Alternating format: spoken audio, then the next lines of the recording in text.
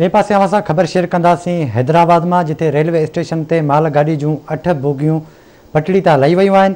केतिराई कलाक गुज़री वञण बावजूद इमदादी टीमूं न पहुतियूं आहिनि, जंहिं सबबि रेलवे ट्रैक सख़्त मुतासिर थियो आहे।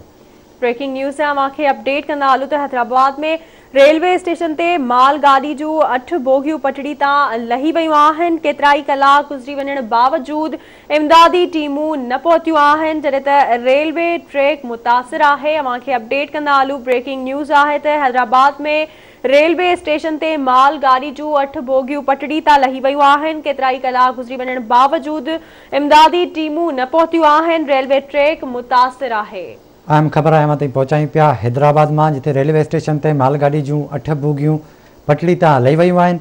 केतिराई कलाक गुज़री वञण बावजूद इमदादी टीमूं वाक़े वारे हंधि न पहुतियूं आहिनि, जॾहिं त रेलवे ट्रैक सख़्त मुतासिर थियो आहे।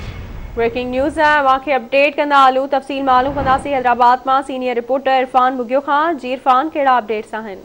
जी, इन मामले में ताज़ी अपडेट यह है जो रेलवे ट्रैक के बहाल करण लाइ इमदादी टीमूं पहुची चुकियूं आहिनि। बहाली जो कम शुरू थी वियो आहे, पर हिन वक्त रेलवे ट्रैक बंद है।